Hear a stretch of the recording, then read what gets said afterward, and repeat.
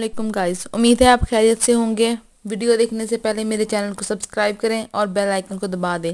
آج کی ہماری کہانی کا موضوع ہے سویا ہوا محل۔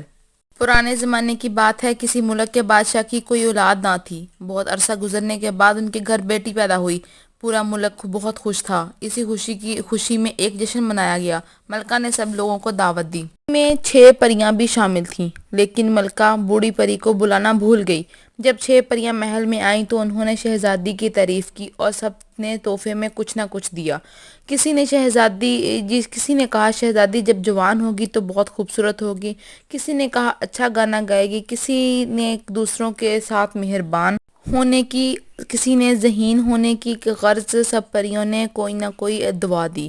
ابھی سب چھوٹی پری شہزادی کو دیکھ رہی تھی کہ بوڑھی پری آ گئی۔ وہ بہت غصے میں تھی۔ بادشاہ اور ملکہ اسے دیکھ کر خوفزدہ ہو گئے۔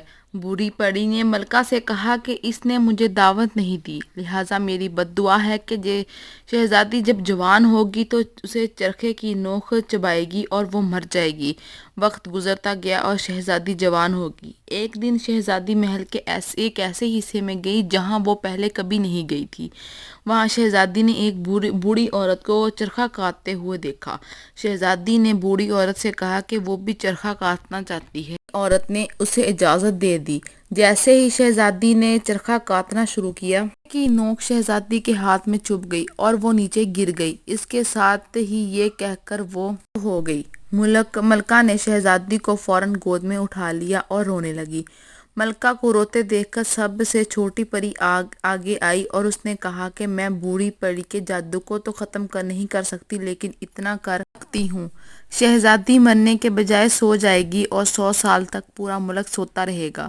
اس کے ساتھ ہی جادو کا اثر ختم ہو جائے گا اور شہزادی جاگ جائے گی۔ ملک سو گیا۔ پریوں نے شہزادی کو اٹھا کر اس کے کمرے تک پہنچایا۔ 100 سال گزر گئے۔ ایک دن ایک شہزادہ ادھر سے گزرا۔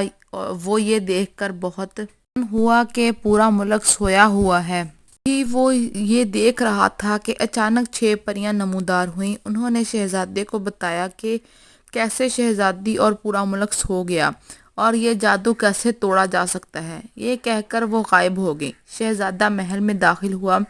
سب لوگ سو رہے تھے۔ اس نے شہزادی کا کمرہ تلاش کیا۔ ایک کمرے میں ایسی خوبصورت لڑکی سوئی ہوئی نظر آئی جو سمجھ گیا یہی شہزادی ہے۔ اس نے آگے بڑھ کر شہزادی کو چھوا۔ شہزادے کے چھوتے ہی جادو کا اثر ختم ہو گیا اور وہ سب لوگ جاگ گئے۔ ملکہ شہزادی سے مل کر بہت روئی۔ پورے ملک میں ایک بار پھر جشن منایا گیا جس میں بادشاہ نے شہزادی کے شادی کا اعلان کیا اور اس طرح بہت لوگ ہنسی خوشی زندگی گزارنے لگے۔